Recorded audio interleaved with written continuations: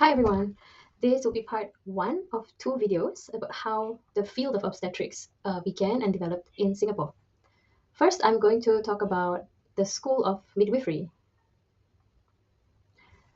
So in around 1905, there was a medical school that was started by the European medical officers. And this was the start of socializing everyone into what Anne Oakley calls obstetric thinking.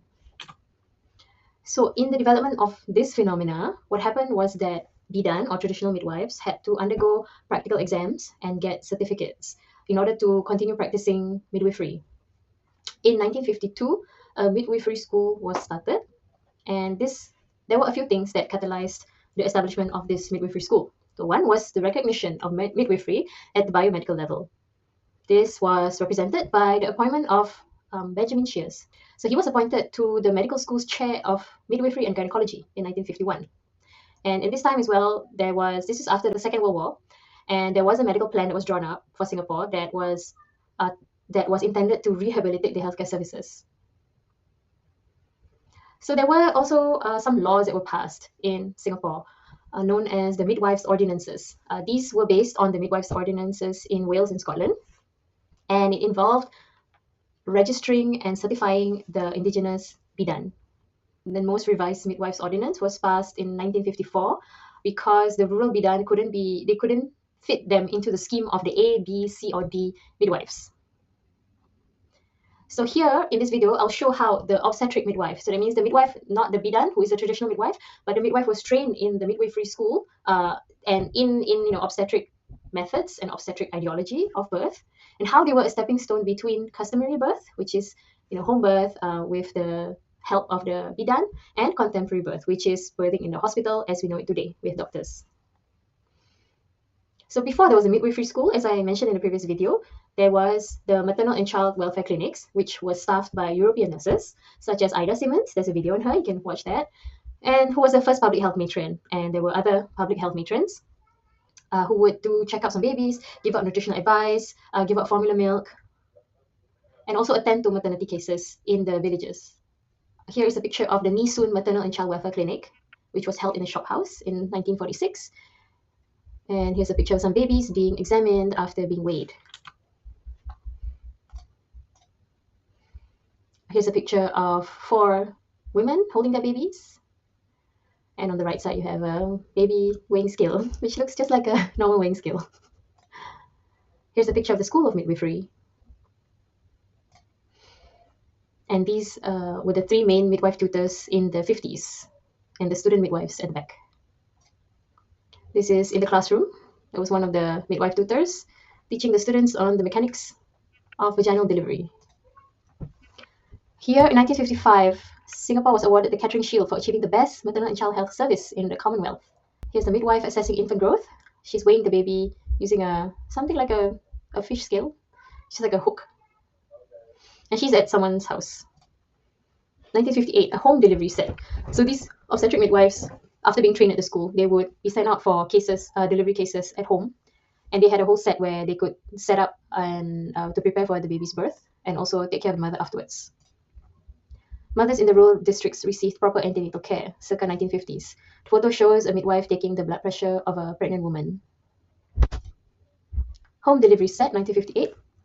So in the post-war 1950s, there were so many births that women who birthed in the hospitals had to deliver on trolleys and mattresses on the floor.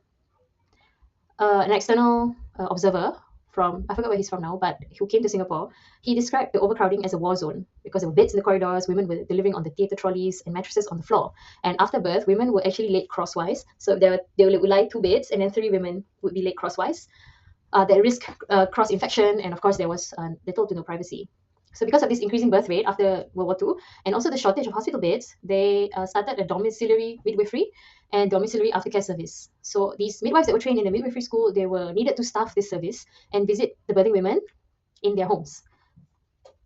So in the picture you see, this is the home delivery set that they would bring with them. Here's a picture of a midwife setting up for a birth at home. And this will be afterwards. The midwife is she cleaning the baby? And you can see the mother sitting on her own bed at home, and to her left is a baby crib.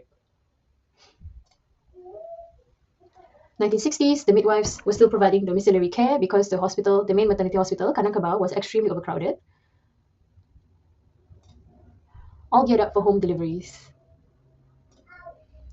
Again, more pictures of the domiciliary aftercare service. So I see in this vehicle, I see women holding really small babies, I guess newborn babies.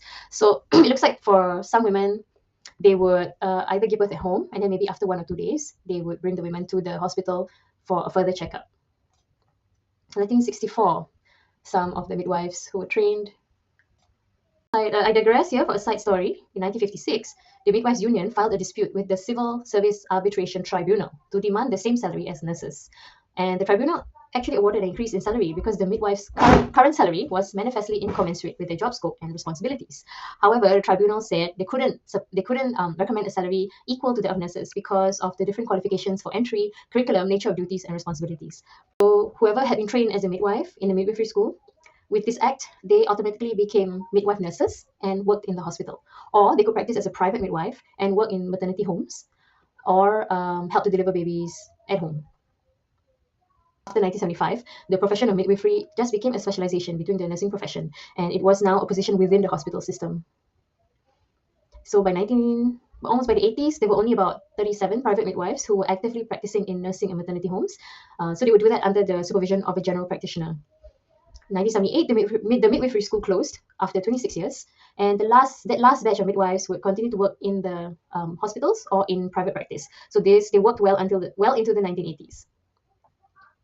So you can see by co-opting obstetric midwifery into nursing, there was a kind of de-skilling of this midwife because now they had to follow the protocols of hospitals.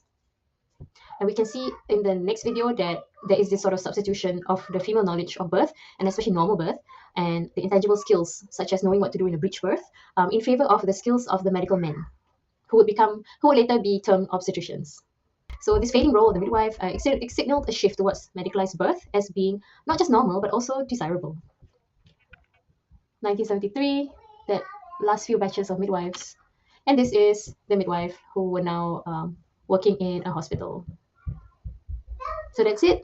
See you in the next video about hospitals and the rise of obstetrics and medical men.